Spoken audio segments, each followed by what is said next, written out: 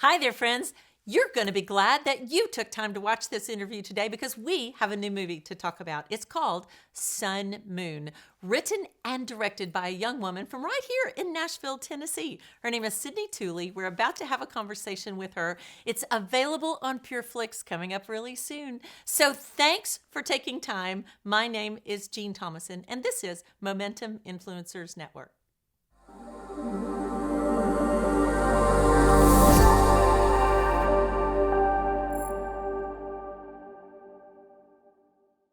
And as promised, here we are today with Sydney Tooley. Here she is from the movie Sun Moon, coming out in May from PureFlix, and she is the writer and director. I'm so happy to have you in the studio today, and we're so happy to be live with you today since you're right here in town at Lipscomb University. So first of all, I want to tell you how impressed I am and excited because you're going to get to hear this great story. But tell us this.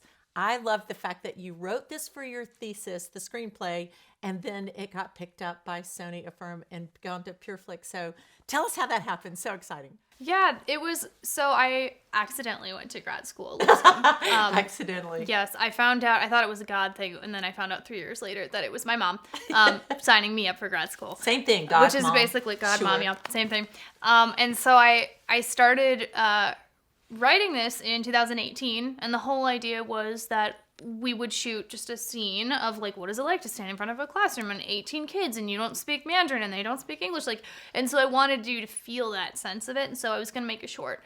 I started writing out the scenes of like the different things I'd experienced in Taiwan, and I showed it to Steve Taylor, and he was like, oh, you should write more of this because this is good. And I was like, cool. So I spent probably 2 years writing the script. And then we were going to shoot it for very small budgets. We were going to run and gun it with a guerrilla team and just go out there. And then COVID hit. And that year was tough for a lot of people. I think for even me, I was like devastated because I didn't know when I was going to be able to shoot again. Luckily, Taiwan actually didn't shut down, so we pitched it to Sony thinking, it's not gonna go anywhere. The rejection is so real all the time. And so then they came back to us because we said, well, Taiwan is still open, and I have all the locations, and I know everybody, and I know where we're shooting, and they were like, well, that sounds good, so they jumped with it, and suddenly I was working on a much bigger movie than I had anticipated. That's so exciting. And as you have told me already, and I know a little bit, this is really autobiographical for you. So talk about how you actually were this very character. I've actually already called her Kelsey, the name of the actress in the movie, by mistake. So Sydney, tell us how you are Kelsey. Yes. So first of all, I'm going to disclaim I was not left at the altar. I'm so sorry for everybody who thought that would be exciting. I wasn't. I was shunned by someone in college, but I ramped it up to like 1,000 because it's what we do. Yes. But I did live in Taiwan for a year. All of the classroom scenes are pretty much verbatim between me and students. All of the students in the classroom represent different students that I worked with along the way. We actually had, I think, 5 of my own students who were 7th graders when I was teaching there in the film, and they're now seniors in high school, which was very cool. So they got to watch the process, and they actually helped coach our actor who was being Horace, as like they would talk to him about who the real Horace was, and that character is based on a teacher that I taught with when I was there. And it was really cool watching the collaboration between the students I had worked with and them actually seeing like, oh, like she actually does film, and like there's cameras everywhere, and like we can help make this more like the same way that we remember when you were our teacher, and so they would help our actors and stuff. It was really cool. That's so great. One of the things I loved as I was watching this movie was how sensitive I felt you were as the writer and director to the culture. So talk about how you wanted to communicate what Taiwanese culture is. I love Taiwan. That's wonderful. It's this movie is my love letter to that country and to those people. And when I was living there, it was one of the first places I had lived where I felt like 100% safe in ever. Like, you can go anywhere, anytime, day or night, and feel safe in this country. And I loved how giving the people are. Like, you can be on the street trying to find something. You can't speak English, or you speak English, but they can't speak, you know, and you'll be surrounded suddenly by like 5 people all trying to help you figure out what you need, and they're just so giving. That's great. And so I wanted to give back to them, and this was my way of bringing awareness to the culture. There's beautiful. I loved working with kids there, and it was such a, I mean, I honestly didn't even know where Taiwan was when when it was pitched to me to go and live there. And I was like, sure. And then a little bit later I was like, where's Taiwan? I don't know. And it disturbed me enough when I walked out of there to be like, I never would have experienced this country or seen it or known what it is or have met these people that I met. And I realized a lot of other people probably wouldn't have that opportunity as well. So I wanted to bring back a piece of it back with me while also giving to them a story that they could relate to. And it's really interesting when we watch the film with the Taiwanese. It's a completely different movie than when you watch it with American audiences. So it's as if we made 2 movies. And it's really cool. Right, because it was a very real. It felt like, oh, naturally, of course, that's exactly what they would do. So how much of your actual experience is written into the screenplay? So all of the classroom scenes are real. A lot of the scooter that she drives in the movie is mine. Oh, is it? Yes, his name is Theodore. And you can see my house in one of the shots. It's kind of fun. The desk where she's sitting is mine. The folder she has is actually mine with all of the students working it from those years ago that she would look at and go through. Pretty much anything classroom-wise. There's the big Christmas scene. Like, all of that is... some of that's played up, but like most of how that would work is real. That play at the end is pretty much word for word from the play they did at the time, and I thought it was so funny because when you think about the Ruth story and like we as adults are looking at it, you know, as like there's some implications there with it that are not necessarily child friendly, and then when kids are doing it, they're like, this is a beautiful love story, it's so cute, and I think it's so fun watching them interpret. So we basically all of that is verbatim from working with them. Without it being too much of a spoiler alert, talk about the red dress. Oh, the red dress.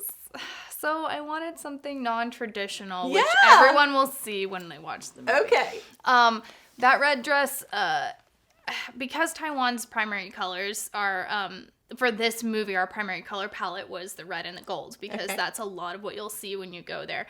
And I wanted that red and gold at the end to show, like, that she's now become her own person. Okay. I liked that it was really non-traditional. But actually, it's pretty traditional for Taiwanese. For Taiwan. Okay. So the Taiwanese, when they have weddings or get photographs taken, like, they will doll up in these huge ball gowns. Wow. And I wanted to get that feel of, like, this is what a Taiwanese wedding would look like in an American style. Wow. So I really wanted to bring out that red and gold. And also, like, it's a confidence color. Like, she has now become her own woman. She's not necessarily, like, that part's not necessarily, like, the means to an end, but, like, for her, she's now become, I am good enough. I am strong enough. I am worth being loved. Well, I noticed it right away, and I went, wow, that's a statement. So I was sure there was a story behind that statement. Okay. We don't want to give the whole thing away, but it is beautiful. And Sun Moon, by the way, is the beautiful lake. So tell me how you decided on that as the title. I loved the idea that when I'm here and it's daytime, there it's night. So you're literally 12 to 13 hours apart. So when I call my parents, I can't talk to them often because I have to call them in the morning or at night.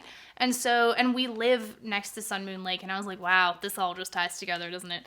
But the idea of Eastern and Western thought coming together, and what does that look like? And how do we communicate?